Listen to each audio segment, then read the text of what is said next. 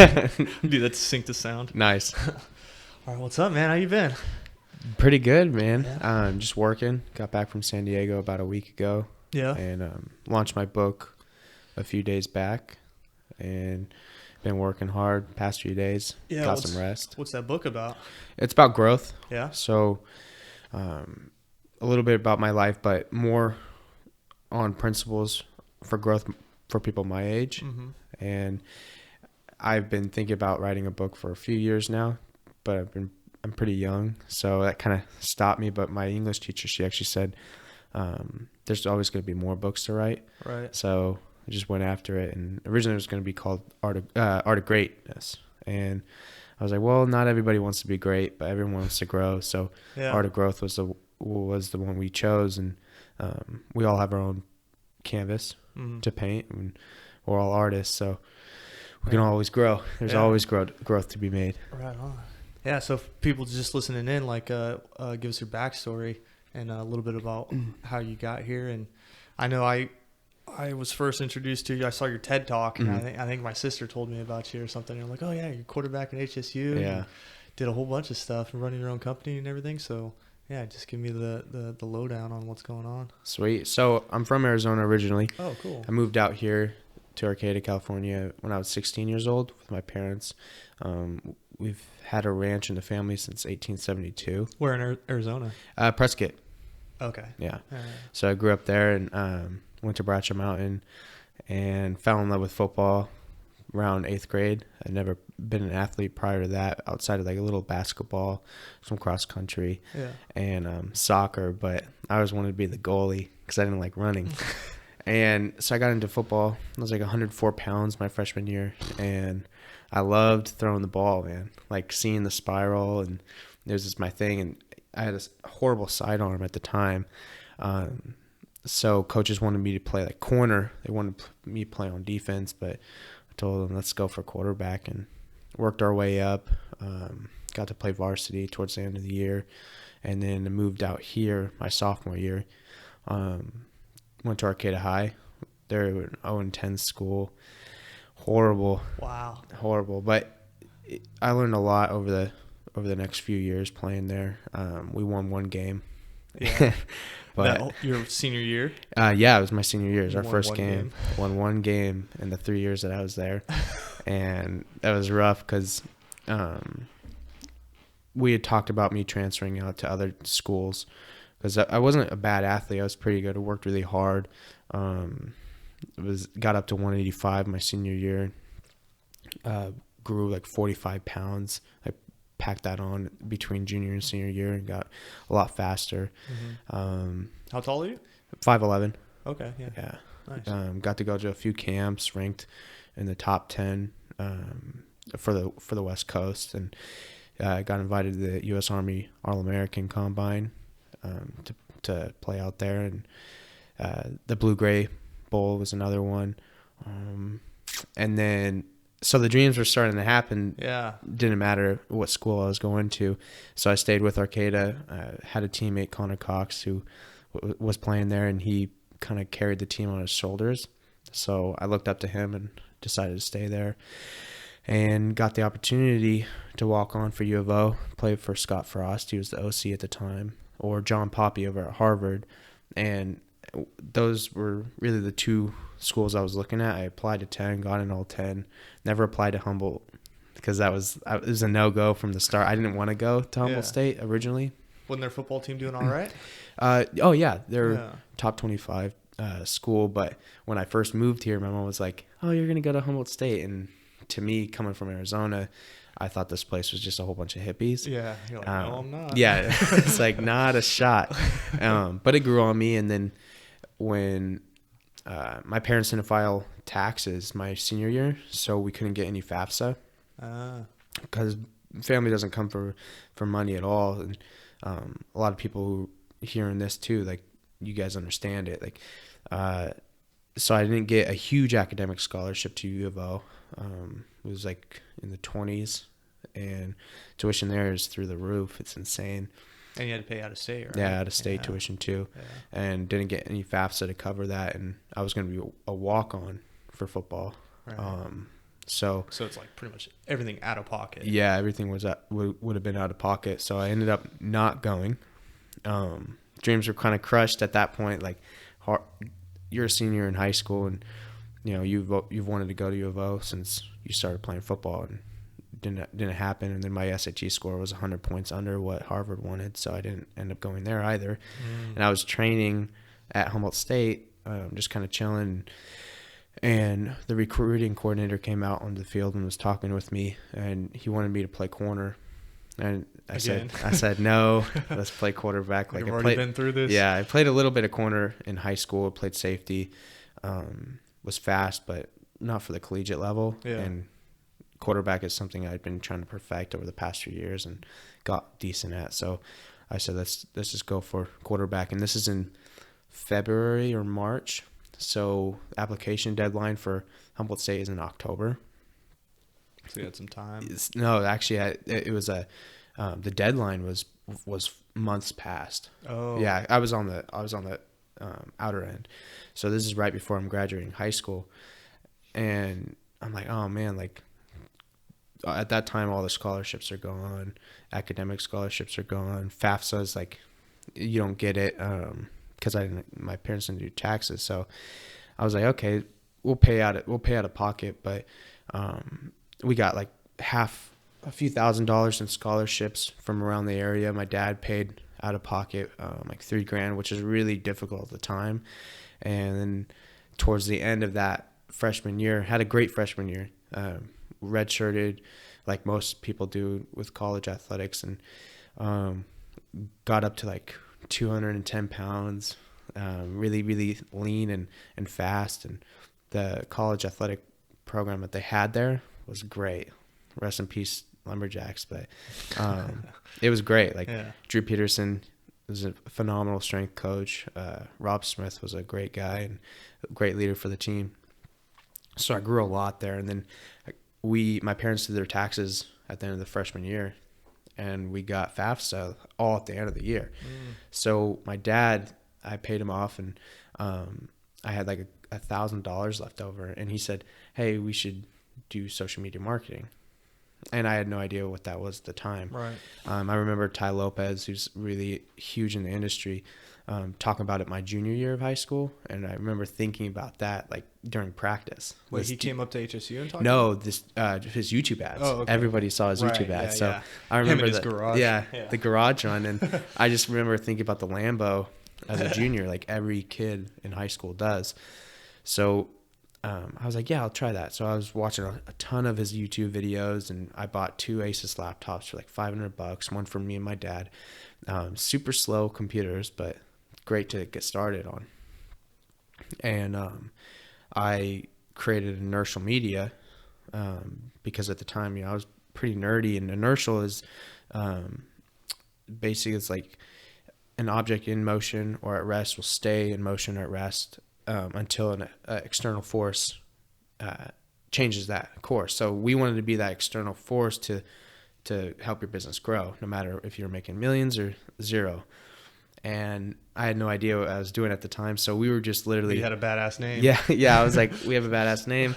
I had an earpiece, like a suit, because I thought that's what you needed to do for business. Yeah.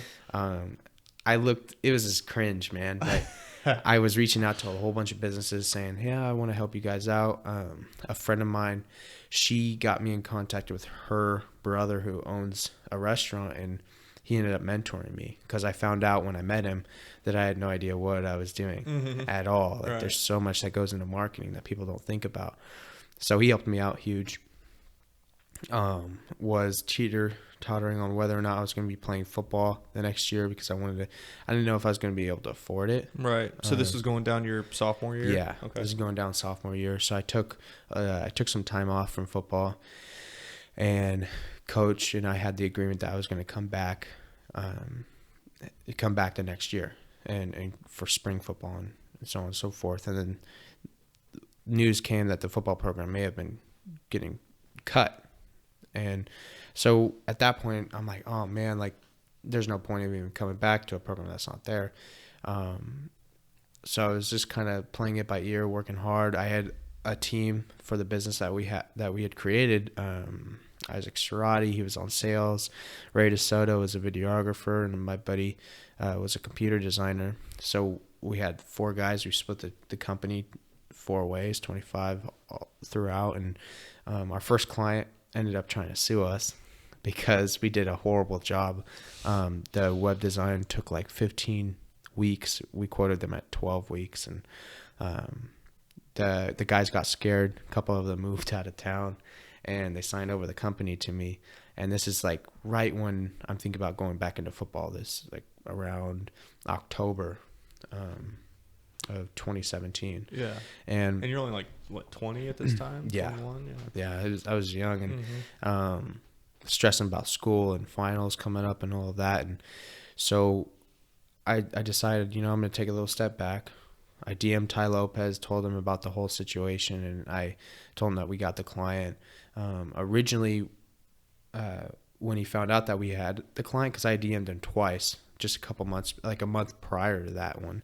And, just randomly? Yeah, I told him, I said, hey, like I got this client, told him how much he paid us for the project. And Ty had his assistant reach out to me. Like it was by chance that he had read it. Yeah, because he's like 3 million followers. Yeah. And yeah, so he had his assistant reach out to me, and they found out that I wasn't in the course. I just learned from the YouTube videos, and there's so much in this course that they don't teach on just for free, on YouTube. So he stopped talking to me at that point once he found out that, I didn't buy the course and all that. But yeah. So fast forward like a month when I'm trying to rebrand the whole thing, and I'm just saying, there's something to learn here, and it doesn't matter if this client was trying to sue us at the time, we're going to get through it. And we did. I DM'd him that story, and he ended up giving me courses for free. And I learned the right way at that point. And we just started like really stacking on clients and stacking on some reputation to us. And it was just me. And then I added on Anthony, one of my best friends. He's like my right-hand guy. And we started really growing. And then the opportunity to be on the TED Talk was there. And I was like, let's do it. And it's going to be on failure because we had just failed in that area of business. In football, I had no idea if I was going to go back at the time. So I was like, I have an idea of what I want to talk about to the person. And she had me come in the next day because someone had a panic attack like 2 weeks prior to the speech, had a panic attack and totally flaked. So she calls me up and she said, hey, can you get this thing ready and come tomorrow and present it to me? So I typed it up that night. This is kind of around the time finals, or you had to be studying for finals. And she's like, okay, you have a lot of work to do because you usually get like 6 months to prep for those speeches. Yeah. This is the first one I've ever like had talking in front of people that wasn't my own team. Yeah. So you never took a public speaking class or anything? I took Comm 101, but you don't learn much in it. Like it's just basic stuff, and you speak in front of a classroom versus TED Talk. Yeah. But something I learned is that it's actually more nerve-wracking to speak in front of a small group than it is a big group. And like even a podcast, I get nervous like talking to a microphone, or sometimes even speaking on social media through the phone. But if I'm in front of a big group, it's no biggie. Yeah, it's like it's kind of crazy. But so I did that, and had finals the next day. Never had like so much monster in my life prepping for that speech. It was insane. And then probably like right after the speech, I fell asleep in the crowd. Like it was just out because I hadn't slept for like 48 hours prior to that. And I was just overworking myself a lot. But we got the speech out and got some momentum. Ty found out about that and kept close tabs on me and the companies. And then come March, he had reached out and invited me to become part of his 300 group. So it's the top 300 students out of like 65,000 people who bought that social media marketing course. And people like Jaden Gross is a millionaire. Scott Hilsey, who was also another millionaire. Kids my age who just had huge success. And I think for me, it was more the fact that we had a pretty good story backing us. We weren't near the revenue that most of the other people were, but we were an example of what could be.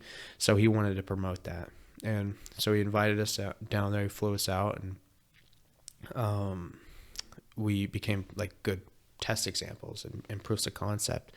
So that was really fun. Then I was living down in San Diego for a little bit, working with a client down there, and just like rewind a few months prior to that, I got back into football. December 5th, Rossbacher had said the program was saved. So I was like, okay, I'm going to stay here and I'm going to try to get back into it. Business was growing at that time, and I had school, football, and if you're a quarterback, most people in general, like athletics are tough. Like there's so much time you have to commit to it, and unless you're backed financially or you have your stuff together like no other, it's super hard to delegate your time towards so many different avenues. So school, studying, and then you like being in the film room for hours every single day, and then trying to run a business on top of that was just tough. So I left the day after our spring game, told coach, hey, I'm going to pursue business and go after it, go 110% in the business world. And he said, cool, like wish you the best. And had a few teammates who were upset about it at the time, but after a few months in business and just trying to help out, they came around, and so that was really cool. So I was down probably the week after that, saw Ty, moved down to San Diego with my buddy Harley, was working down there for quite a bit, decided to come back up to Humboldt and run the business up here, because I thought how to scale a marketing business. There's so much time that I spend with clients. If I was going to hit that huge level, I needed to think about how I was going to scale out of Humboldt, but still live in Humboldt because I love it out here. Yeah. So I created a brokerage model, kind of like how real estate works, where you have the broker and you have the agents underneath, and they kick up a certain percentage of their revenue from each household to the brokerage. So we thought we could teach people how to do marketing, how to get clients, what to do and what not to do, like we did, and in return that they give us 8% of what they're making from their clients. So they get the inertial name, all of our clients as reputation and proof of concept, and the confidence factor in actually working for a business instead of starting up the whole thing by yourself, because that's hard. Like you there's so much to learn, and business paperwork to do, and it's just not fun. Like starting it on the legal side of things aren't fun. The concept is fun. That little phase where you're like, oh, I could do this, and then you realize, oh, then I have to do this, and file papers with the state. So we told them, hey, we'll teach you how to do all of that stuff, and you can work underneath inertial. So we have people out in Maryland, Chicago, down in LA, Philly, and some people up here like Dre, who was just on the podcast the other day. He's part of our brokerage model. So that's going to help me be able to stay out here and help businesses and do my thing. It's interesting. How'd you come up with that idea? I was actually on the drive down to Ty's house. The night before, I had watched The Founder on Netflix. The one about McDonald's? Yeah. Yeah, okay. About Ray Crocker or something like that. Yeah. And Shiesty. Yeah. And he was like, his idea on franchise, it kind of stuck with me, and I realized like there's only so much I can do out here in Humboldt for marketing. There's only so many clients, and if I work with one Mexican restaurant, I can only stay with one in the city. Right. And there's not much revenue to be made up here. And the ideas are kind of overlap, especially here in Humboldt, because you only can represent Humboldt. Exactly. So there's only kind of like one avenue to attack there. Yeah. You go worldwide though, or I mean at least nationwide right now. Yeah. And we worked with a client out in New Zealand. Oh, cool. And some of our clients that we consult, they ship clothes out to Japan, So we're working on building out. Mainly it's in the U.S. though, and I'm trying to get someone on the East Coast and do it that way. But I got the idea from that movie. They just sparked something in me. So I was like, I want a franchise and I want to grow the business. I want everybody to know what inertial media is, and then what inertial is too. Like what we have for our entertainment company and clothing company is what I'm selling the book under.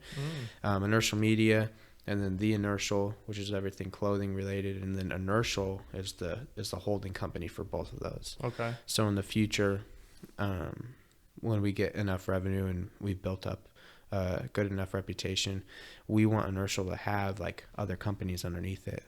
So, like owning a piece of like Coldwell Banker, like that would be a goal, and we would put that underneath inertial.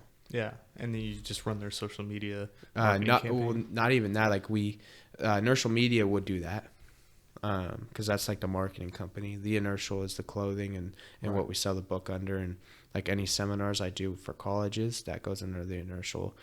And then inertial itself is the holding company that owns those two. So the goal with that one day is to be like Warren Buffett. Like he has Berkshire Hathaway, which holds everything. Huge holding company, and they have so many businesses underneath. That's what I want to do with inertial. And do you have that set up like as an LLC corporation or S corp right now? S corp. Yeah. Okay, cool. How'd you find, or why'd you decide on S corp? Do you know the details on all that kind of stuff? Not so much. Yeah. Okay. I just read a couple books on like different, like LLC, S corp, C corp, that kind of thing, and like which one would benefit you and why, and the tax benefits and what have you. So I was just curious if you decided on S corp for any particular reason. Yeah, just for tax purposes. For now, the LLC is with inertial media and the inertial, just because we don't have a huge overhead, and we don't like.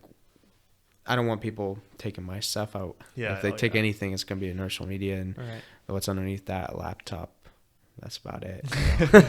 Yeah, you can sue me for a laptop. Yeah. You could take me for a laptop and like money that we have in there, but in terms of personal, like the checkings and savings for personal like accounts, that's all safe. And as for the holding company, there's so much that I still have to learn. So I put it as an S corp for now because someone advised me to do that. And then when we get more educated and before we even add on anything else underneath that, we're definitely gonna need to like reevaluate everything. Yeah, interesting. And so the businesses that you can have under your inertial, I mean, it could be any business then. Yeah. So you're pretty much, I mean, you can fill every niche. Yeah, every niche. Like a client of ours offered to give us a percentage of his company, and he offered to give it to me, and I said no. I would put it in the name of inertial. Inertial would own it. Like if I ever buy a house in the future, it's going to be one of my companies that own it, like or a separate LLC for that house. Because I never want to have anything in my name personally. Yep. I want it to be in the companies. Yeah, secrets of the rich, right there. Yeah. That's some advice I got from someone. I was like, oh, that'd be super cool. Yeah. Awesome. But so yeah, where's your future growth from here? You're just gonna stay in Humboldt until you hit a certain limit and then move out, or are you just gonna stay here and then? Because I mean, you don't really need a physical location, right? Yeah, we don't need a physical location. We have an office just a couple blocks away from here. My plan with Humboldt is I will eventually move, but I'm not done with like the work that I want to do here, and more the influence. Like Ty said, the two worst places to build a business or start a business is in New York and LA. And for me, he gave me advice to go back to where I'm from and build a good influence and reputation there, because that's the best place to start. Like, went to high school here for a little bit and people knew me for football, so they already knew the name. But then once I started branding into business, the people that already knew who I was, I can influence them and leverage those relationships to grow even bigger, instead of like starting in LA and you're in a coffee shop and you're hoping that the person next to you like responds to you when you introduce yourself and building your influence that way. Mm-hmm. It's just so much faster when you already have a good foundation to build off of. Yeah. So I came back here and I thought, okay, let's build off a good foundation. Yeah. Next year I'm running for city council in Arcata. Really? Yeah. Oh shit. So like this is kind of like the first time I I'm talk gonna vote about for it. you. I'll vote for Thanks, you. man. Yeah. City council. That's just a like a specific title. Like I don't even know how city council there's works. five. So there's 5 people who hold seats on in city council for Arcata. One's the mayor, right? Yeah, one's the mayor. That's how much I know. Yeah. And they represent the city, and it's not they're leaders. They're not making like huge decisions like the board of supervisors do, but they have that influence. And I honestly believe that if you have good leaders out, no matter what type of power they have, if they have good influence, that's more than enough power to truly change like how people view a city. So for me, like I had, people don't want to come up here in Humboldt, like kids my age, they'll reach out to me, some followers from like down in SoCal, and they'll be like, oh, should I come up here? And I said, well, look at your options. It's not that Humboldt's not a great place, because I love it up here, but if you're a kid, look at your options. Come up here first, see how you like it, and go about it that way. Definitely on like what's your hobbies, like what's your goals. Yeah. If you're like will fulfill exactly certain things. If you're trying to find yourself, I think Humboldt's great for that. Like with all the nature and everything, there's no other place out there. When I was a little kid, the redwood trees were in National Geographic because I was out in Arizona. Never could imagine seeing a tree that's bigger than this room, like width-wise. Yeah. So yeah, it really matters what your goals are. And to have those options. And when I started thinking like that, I was like, wow, like, do I really believe in the city that I live in? And that got me thinking, how's our leadership, and is it like enough to inspire people to stay here? Because we have so many people that want to leave. Just after a first year in college, like Anthony, he would have been gone had he not met me and gotten into business with me.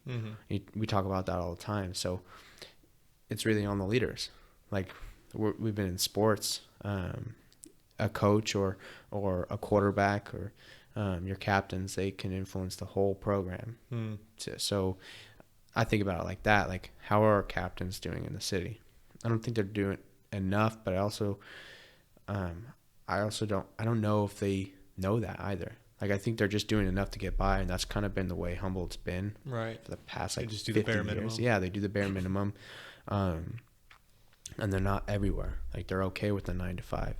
And for me, I'm like, no, I want to inspire people, and I want to be there. I want to be everywhere and help people. So that's what kind of got me into thinking, let's go city council. And then the next year, shoot for mayor, because the city council selects who the mayor is. So I see. If I'm doing my job and I'm being the leader that people needed me to be, by that next year, I shouldn't have a problem with it. So, and being quarterback, leader of the football team for all those years definitely, cultivated you to be to realize like what's needed from a leader. Totally. And to be like with everybody, like there's me and you, we can talk to people. It doesn't matter their age, race, income, anything. You have to be super personable.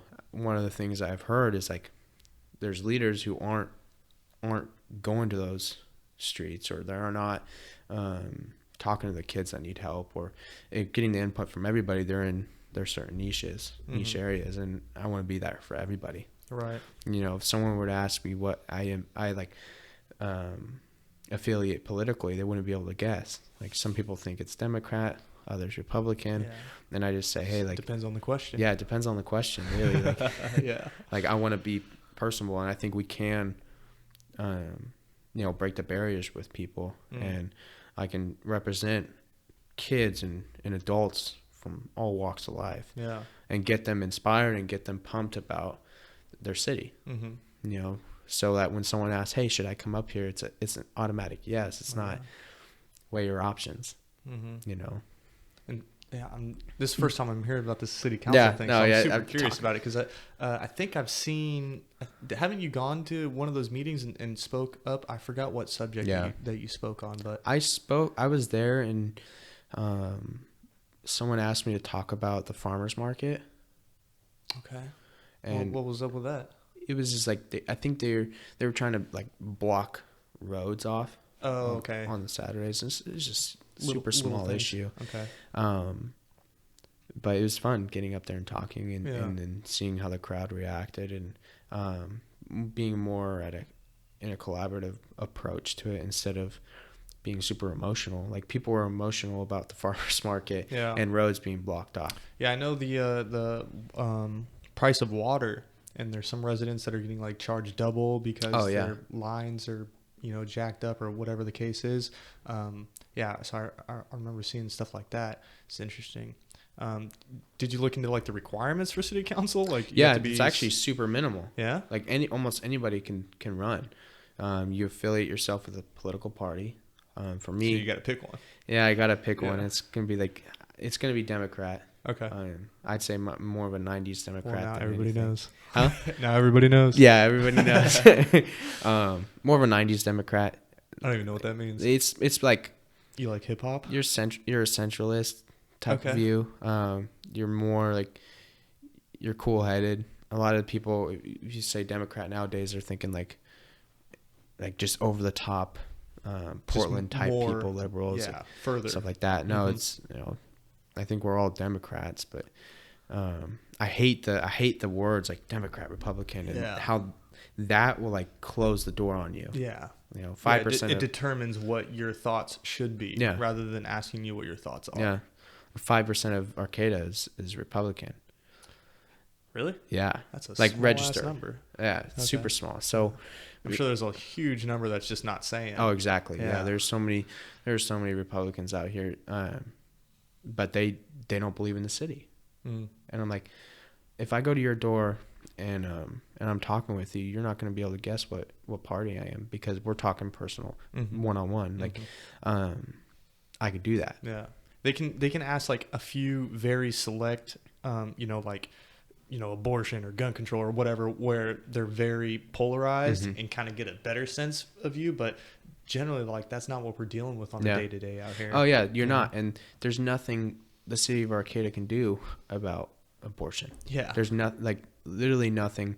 Like, the board of supervisors can't even do anything. It's more on the state level than the city level. So like educating people on that is another one, and saying, hey, like, we're talking about leadership here. We're talking about the small city issues. We want good water. We want electricity to be running good. We want your streets and your roads to be good. Not like you're going in a safari and you're worrying about your tires, because that's dangerous. Like our street, C Street, is insane, especially for like cyclists and stuff. They hit a pothole. It's crazy. So just getting more people involved too, and getting people to the meetings and all that stuff, because really at those city council meetings, they take into account the public's opinion. They take it in huge, heavily. So like, to have people there is really important. Most of the city council meetings that I go, you're not seeing citizens there. You're seeing the same group of people there, the same agendas, and we want more people there. Yeah. Like when Josiah had passed away, that city council room was insanely packed, and I was like, months later, I'm like, what if we were to get that type of packed room? Like, this is a small city, we should have that type of packed room. People who care about the issues going on in the city. That's a goal. Yeah. I mean, arguably, like, that is very dramatic event. Oh, 100%. And so people love the drama. They just want to be there, even if they had nothing to do with it. They just want to be there because that's where everybody is. Yeah.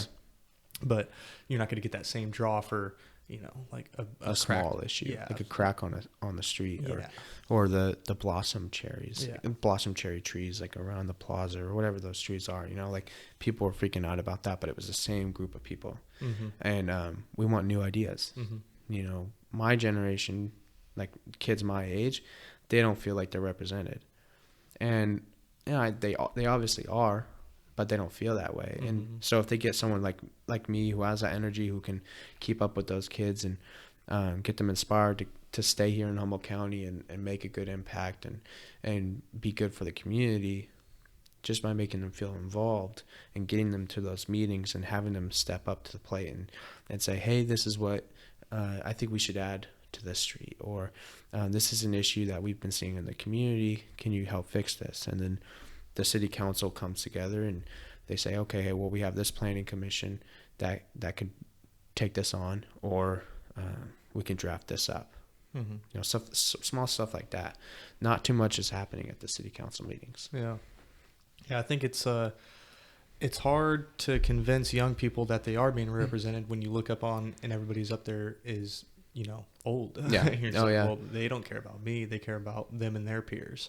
And so you do see that just in age. Yeah. Like not even race or economic status or anything. It's just hey, that guy's old, he didn't care about me, I'm young, he's just gonna look at me like, oh yeah, whatever. Exactly. And I look at the energy too. Like I love Mayor Watts and I love Sophia and then, but like they each have they all have day jobs too. Not all, like it's not a paid position. Yeah, it's not a paid position, and what they do get is very small. So you have to come there with the energy. You have to be like, you have to, So the level of like motivation and inspiration that they give off is super small. Mayor Watson does a great job. He works super hard. But you look at like there's 3 seats opening up next year. So one of those 3. And so how does it work with the seats? Like there's only a limited time that they can be holding a spot? I believe September 20th is the vote day. Like you have your terms and all that, and you can rerun. Like I'm sure one of the 3 seats are going to rerun, but I know that 2 of them aren't. So that leaves it up for the public to come in and say, hey, I'm going to run. They file what they have to with the paperwork, and they start door knocking and getting into people, like talking to people, accepting donors.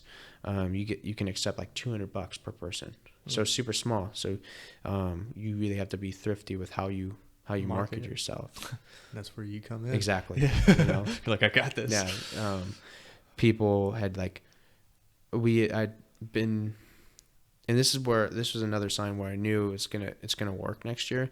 I started going to the city council meetings for Eureka and Arcata, and I started posting my opinions on what was going on there. And people in Eureka were posting me on their stories like Cracker Jack, like he's CJ Humboldt. He has like 28,000 followers. Fat Guys Who Lifts, he's another guy. He's 78,000. Matt Porter, and they were saying, yo, Tex Keith for Eureka Mayor, and I hadn't even brought up the idea of doing something like that, but it was just based off of influence on social media and being cool, calm, and collected about the issues. Some people are super emotional about small things that don't matter, and they give little attention to the things that do matter. So it's like that's something I want to bring to them and have that influence online and to really impact people in a good way. Like that's what really, politics is a nasty game, but if they really look at the type of influence they can have on people, it's insane. Yeah. Like you can get crowds to be helping you out with an issue. Just, it takes one crazy kid to be knocking on doors like with you on the campaigns, and you're building that influence more and more, and you get to people like Cortez out in New York, the way she's built her influence, like the youngest woman in Congress. That's insane. Yeah, how old is she? Like 34 or something? She's super young. Yeah. I don't even know. She's like super young. She was a waitress. Wait, she might be like, I think she's in her 20s. Yeah, she might be. Yeah, she's young, but she has that energy, and she gets people on board and ready to go. That's exactly what I want to do. So you go Eureka or Arcata? Why Arcata? I live out in Arcata, and is that a requirement? Yeah, you have to be living in the city. Okay. Like, and if I were to do it in Eureka, I have residents out in Eureka, but it's in Cutton, and the way Eureka does is they have their seats are represented by districts. So like District 4 is represented like in this neighborhood. Oh, I see. And Cutton is like 600, 700 yards outside of the limit. So I would have to move my residence in Eureka if I were to want to run for a seat in Eureka. Okay. And I had a politician who like reach out to me and like tell me to do that, and we'd be fine, run for Republican, then or run for Democrat, then switch Republican after I get in. And I was like, whoa, the politics there are just crazy. So Arcata, it's a lot more. There's a lot more opportunity to do real good, and in Eureka, it's just like you're dealing with Lost Coast outposts all the time and crazy people who don't really even know what they're talking about in terms of issues. Like, it's hard. It's more like outspoken citizens. Outspoken citizens, yeah. Undereducated, outspoken citizens. Versus Arcata, it's like that's a nice way to say it. Crickets. Oh yeah, undereducated, outspoken citizens. It's insane. So like me and Tony, we go to the Eureka one, and it's entertaining because we see that, and I start laughing, and I'm like, geez, man, like these guys are going hard at the city council members, and they're just missing like a whole point. They're missing everything, and these city council members are like, they're getting, they're thrown under the fire for no reason. And to top that, like the issues that they're bringing up on city council, they're like super small, man. They're not like, it's like art stuff. That's great, but you have to clean up the streets if you're gonna get people wanting to go to Eureka. The hotel moratorium, like stuff like that, is insane. Like when you start talking about the politics there, they're more self-interested than they are like for the city. And it is what it is. Like, but Arcata provides me an opportunity to like have bigger impact with kids my age versus Eureka is you're looking at like mob mentality out there. Yeah, that's interesting. That's cool that you're gonna do that though. Yeah, I'm pumped like for it. I noticed since I started my real estate business, it's like you want to be like growing up. You're like, oh, politics, like that's beyond me. I don't want to get into that. It's messy. You hear whatever stigmas about it that you hear, and you kind of go with it. But then when you start your own business, you're like, wait a second. Like politics is like how things are dictated and how 100%. Your day-to-day activities and everything like that. So why would you not want to be a part of that and not only attend and have a voice and have a vote, but like also be a leader there? Because if you do feel you have the leadership qualities to make the right conscious decisions, then why would you stand on the sidelines? Why wouldn't you be in there and be like, hey, this is and do exactly what you want to do? Yeah, just be a voice for the city. Like a lot of people go into politics acting like they have all the answers, and for me, like I don't. No, you need I have advisors. no idea. Yeah, I have no idea what I'm doing. Like all I know is that I'm a leader. I have the energy, and that will attract more people like me, more people who want to do good for the city. So there are tons of smart people out here who don't apply themselves, and if we can inspire them to apply themselves and give back to the community, man, you're looking at a strong city. So that's the goal: is be the leader, make the right teams, bring in the people that really care, inspire them enough to care, and do change. Yeah, that's like how some of the best leaders in the world have done it. That's awesome. Yeah. So that's the goal, man. Yeah. So I'll be out here for sure for another 3 to 5 years. Yeah, just running it. And when's that city council? When do you run? You said September? Next September. Oh, next September. Yeah. So it's already November. Yeah. So it's like right now, like I was gonna wait till after the book was published to announce it, and I'll probably wait another week to blast it and make it like an official thing for it.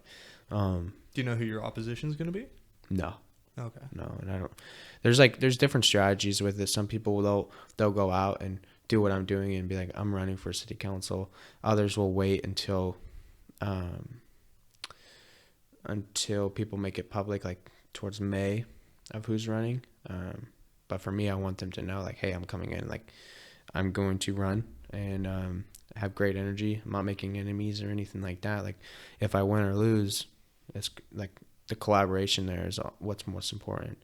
And if I can inspire people along the way, that's great too. Man, awesome, man. Yeah. Thanks for coming in, dude. This is Yeah, such a good thanks, conversation. man. I appreciate it. Yeah. You want to plug your businesses again? Yeah, inertial media, texkeith.com. You can follow me on Instagram at tex.keith. Yeah. And City Council 2020, baby. Yeah, and then your fight this Saturday. I'll definitely be there. Well, this isn't going to come out until December, so no one's going to see that. Oh, that's perfect. But, yeah. So what's the date on? It's like November 18th is your fight? 16th? Yeah. What's today? I don't know. Bro, yeah, this is entrepreneur life. It's a business life. I know. It's Thursday. Yeah. I know that much. So when this podcast comes out, hopefully you'll have the dub. Yeah. And how many fights do you do usually? Dude, the last 2 years, I've fought every 2 to 3 months. I've been on every single card, unless the guy's pulled out. That's only happened like once or maybe twice. I don't know, man. They blend together, but as long as I'm healthy, I just get in there. And I fought in 3 different weight classes so far. So Nice. yeah, most of the other fighters are like, oh, I don't want to fight that guy, or they're nitpicking, they're nervous, they're not ready. I'm like, dude, I don't give a shit. Like I You just go in. I started late. Do it. I started MMA at 26, so I don't have time to like be picky. It's like, no, I need experience. Just if I get my ass whooped, good. Yeah. Yeah. Heck yeah, man. No, I love that, bro. It's like so many people are afraid to start just because they think they're gonna lose. Yeah. Yeah, and I think I'm definitely gonna follow your lead and run for some kind of leadership position. Bro, do it. And something. Yeah. Yeah. Do it. If it's planning, if it's city council, like just an opportunity to serve is great. Like Rotary is another example. Yeah, Rotary I think I might get into, and then also there's the Humboldt Association of Realtors. They have a bunch of groups that get together to help run things, and so I think I might get into one of those. The more you just put yourself out there, and for like everybody who's listening too, the happier and higher quality of a life you're gonna have too. You know, because your relationship fulfillment exactly and challenge. Yeah. You know, quality of your life is based off the quality of your relationships that you build within yourself, with people in the world. So like just being out there, some of my mentors, they have such great relationships with people and great relationships with like community members and in organizations. Like everybody knows who they are because they put themselves out there early on and join those groups. So yeah, dude. Thanks for having me on, bro. Thank you.